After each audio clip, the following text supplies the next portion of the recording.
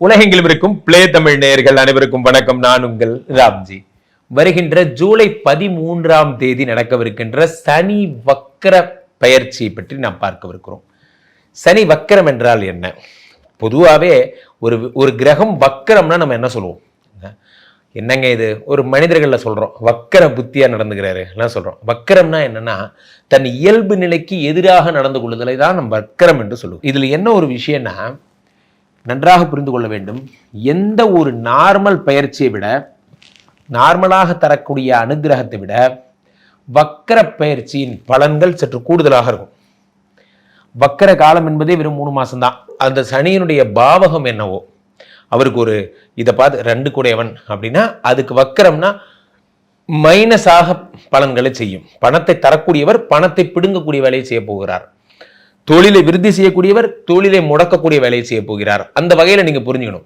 அதே நெகட்டிவான ரோல்ல, for example சிம்ம ராசிக்காரங்க உதாரணமா சொல்றேன், அஷ்டம சனியாக இருக்குன்னு வச்சுக்கோங்க. இப்போ ரொம்ப பிரச்சனைக்குரியது கண்டக சனியாக இருக்கு, 7.5 சனியாக இருக்கு, ஜென்ம சனியாக இருக்கு. அது வக்ரமாகும் பொழுது பாசிட்டிவ் ஆகிவிடும். அதாவது minus into minus equal to plus, plus minus ஆனால் மைனஸ், அவ்வளோதான். இதுதான் கான்செப்ட். ஸோ இந்த வக்கர பயிற்சியை சனி பகவான் ஜூலை 13 நடத்துகிறார். மீனத்தில் இருக்கக்கூடிய சனி பகவான் கும்பத்திற்கு வக்கர பயிற்சி அடைகிறார். அடைந்த சனி நவம்பர் 28 வரை, கிட்டத்தட்ட 130 நாள். எத்தனை நாள் கணக்கு போடுங்க? July to August, August to September, September October, October November, November December. கிட்டத்தட்ட நவம்பர் 28 ஆச்சு, டிசம்பர் அவ்வளோதான். டிசம்பர் 1 வரைக்கும்னு வச்சுக்கலாம். அது வரைக்குமே உங்களுக்கு வக்கர நிவர்த்தி அடைவதற்கு அத்தனை நாள் ஆகும், திரும்ப ஹோம் பேக் வர்றதுக்கு. ஸோ அப்போ என்ன நடக்கும் என்று நாம் பார்க்கவிருக்கிறோம்.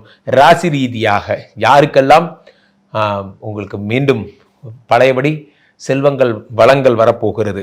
அப்பா 7 சனி வந்துச்சுன்னு பயந்துட்டேன், அப்பா என்னை விட்டுட்டு போயிடுச்சுரா என்று நினைக்க போகிறீர்கள். அல்லது யாருக்கெல்லாம் என்னது திரும்ப ஃபர்ஸ்ட்ல இருந்து அடுத்த ரவுண்டா என்று நினைக்கிறவர்களுக்கெல்லாம் யாருக்கெல்லாம் என்ன பலன்கள் நடக்கப் போகிறது என்பதை ராசி ரீதியாக பார்த்து விடலாம். மீனராசிக்காரர்களுக்கெல்லாம் இந்த சனி வக்கரம் என்ன தருகிறது?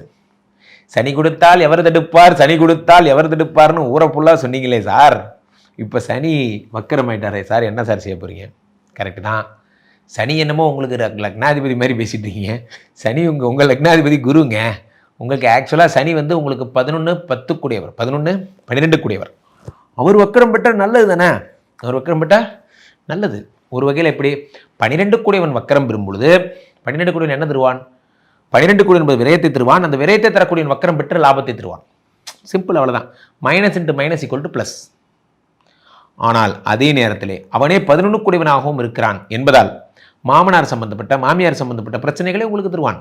மாமனார் மாமியார் அது என்னைக்கு இருந்துச்சு, இன்னைக்கு சரி விட்டுருங்க. அப்போ நண்பர்களால் ஆபத்து, அவன் என்னைக்கு நமக்கு நல்லது செஞ்சால் இன்னைக்கு செய்யறதுக்கு, சரி அதையும் விட்டுருங்க. அப்போ 11-12 கூடியன் வக்கரம் பெற்றால் என்ன ஏற்படும் என்றால், 12 கூடியன் வக்கரம் பெறும்பொழுது விரயம் என்பது ஏற்படுகிறது. விரயத்தை தரக்கூடியவர் வக்கரம் பெற்று பாசிட்டிவ் ஆகிறது. அதே நேரத்தில் நண்பர்களே, இப்போ மீனராசிக்காரர்களுக்கு எல்லாம் என்ன பீரியட் நடந்துட்டு இருக்குன்னா, ஜென்ம சனி என்பது நடக்கிறது. என்ன சனி? ஜென்ம சனி. இந்த ஜென்ம சனி நடக்கும் பொழுது உடலில் இருக்கின்ற சனி, இப்போ 12 7.5 சனிக்கு 3 பேட்டர்ன் இருக்கு. என்ன பேட்டர்ன்? 12 சனி வரும் பொழுது உங்களுக்கு விரயத்தை தருவார். 7.5 சனியில ராசியில் சனி வரும் பொழுது என்ன தருவார்? ராசியில் சனி வரும் பொழுது உடல்நிலையை கெடுப்பார். 2 சனி வரும் பொழுது தனவரவை கெடுப்பார். இதுதான் சனி தரும் பலன்கள். இப்ப இந்த சனி வக்கரமாகும் பொழுது என்ன ஆகுன்னா, ஃபர்ஸ்ட் 12 இருந்தவர் ராசியில் அமர்ந்து வக்கரமாகிறார். ராசியில் இருந்து வக்கரமாகும் பொழுது உடல்நிலையை கெடுத்து கொண்டிருந்த சனி, சனி உடம்புல இருக்கிறது நல்ல வயசுலாம் ஒன்றும் கிடையாது.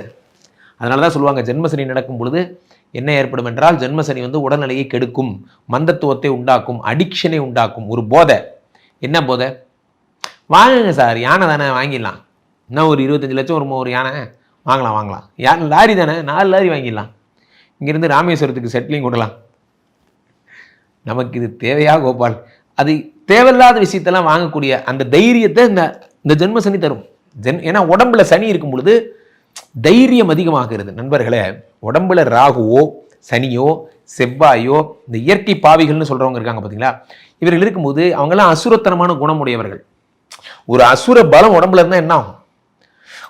ஒரு பேய் மாதிரி ஒரு பலம் வரும். அந்த பலத்தை தந்து கொண்டிருந்த சனி பகவான் வக்கரம் பெற்று நார்மலா வரார்.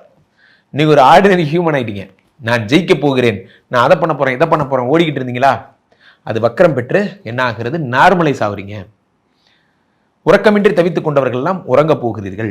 நிம்மதியா ஃபேமிலியாச்சு வீடாச்சு சாப்பிட்டு தூங்கலாம். அவ்வளோதான், ஒரு ஃபேமிலி ஸ்ட்ரக்சர் கிரியேட் ஆகிடும். 12 கூடியவன் வக்கரம் பெறும் பொழுது விரயமெல்லாம் பாசிட்டிவ் ஆக்குறது. எதெல்லாம் விரயமோ அதெல்லாம் லாபமாக மாறுகிறது. 12 கூடியவன் ராசியில் வக்கரம், ராசியிலே அமர்ந்த வக்கரம். 12 கூடியவன் உடம்புல உட்கார்ந்துருக்கும் போது நஷ்டம் ஏற்படும், அவன் வக்கரம் ஆகும்போது நஷ்டமெல்லாம் மாறி ராசி ஏற்படும். அண்ட் ஆல்சோ இப்போ ராசியில் இருக்கக்கூடிய சனி என்னெல்லாம் தந்தார், 3, 7, 10 பார்த்தார். நல்ல விஷயம் சார். சனி பார்த்தா போய் எப்படி சார் நல்ல விஷயம், சனி பார்த்தா நல்ல விஷயம் இல்லைங்க. ஆனால் 3, 7, 10 பார்த்துட்டார்ல. 10ஆம் இடம்னா என்ன, தொழில் ஸ்தானம். தொழில் ஸ்தானத்தை சனி பார்த்துட்டார்ல. சனி தொழில் ஸ்தானத்தை பார்த்தா என்ன ஆகும், சனி தொழில் ஸ்தானத்தை பார்த்தா தொழில் அபிவிருத்தி அடையும், பெரும்புகழ் பெறுவீர்கள். என்ன பெரும்புகழ் பெறுவீர்கள். அந்த 10ஆம் இடத்தை பார்த்த சனி பகவான்,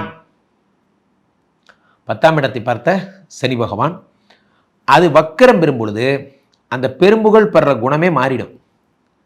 எதனால பெரும்புகழ் பெற்றீர்களோ அதுவே உங்களுக்கு ஒரு பாரமாக மாறிவிடும். 10ஆம் இடத்தை மக்கள் போகும்போது அந்த மக்கள் தரப்புல பிரச்சனை வரும். சும்மா இல்லாமல் எதையாவது ஒன்று பேசி வச்சிருவீங்க. அது நீங்க என்னன்னு சொல்ல வந்தீங்க, ஏதோ ஒரு வேகத்தில் சொல்ல வந்தீங்க, அது போய் அவன் சம்மந்தப்பட்டவன் காலிலேயே விழுந்து காதிலேயே விழுந்து எங்கடா அவன் அப்படிங்க தேடிட்டு இருப்பாங்க. ஓ நம்ம தான் தேடுறாங்களா சார். நான்லாம் வந்து இறங்கி வேலை பார்க்க ஆரம்பிச்சுன்னு வச்சுங்களேன், சாப்பிடுற அப்படியே பதறும். ஓவரா சண்டே ஒர்க்கு போட்டாங்க சார், அங்கே போய் பாருங்க கொஞ்சம் ஓவரா போயிட்டோமோ, என்ன சண்டே ஒர்க்கில் என் பேரை போட்டிருக்காங்க, நீங்கள் தான் சாப்பிடுற ஃபுல்லாக ஒத்தாலாம் பார்த்துக்கிங்களாமே. ஒரு பேச்சுக்கு சொன்னால் சண்டே ஒர்க்கில் போடுவீங்க, வீட்டில் இருக்கிறதே அந்த ஒரு நாள் தான். உங்களை யார் சார் வந்த பாஸ்கிட்ட பேச சொன்னது, பண்ணதே தப்பு. ஸோ இப்படி தான் நம்ம ஒரு ரூட்டில் வண்டியை திருப்பி விட்டு போனால் அது ஒரு ரூட். அதான் நான் அடிக்கடி சொல்லுவேன், என் பாலிசி தான்.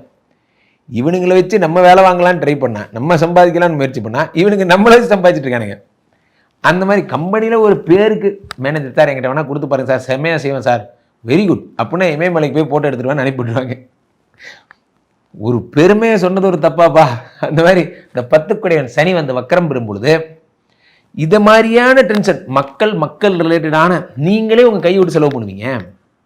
தண்டத்துக்கு செலவு ஒன்று கூட உருப்படியான செலவாக இருக்காது. அண்ணே நம்ம போகிற காரு ஷிஃப்ட் காரு, சரி இதெல்லாம் போனால் நம்ம கெத்துக்க செய்யுமா இல்லை, சரி கரெக்டு, அப்போ என்ன செய்யணும், ஆடி கார் ஒன்று வாங்கி போடுங்க, ரொம்ப முக்கியம். இதெல்லாம் நம்ம வீட்டில் ஒய்ஃப் சொல்லிகிட்டே இருப்பாங்க. இன்னும் வாடகை கட்டல கோபால். ஸோ அந்த மாதிரி தான் நம்மளை பிஸியாகவே வச்சுருப்பாங்க.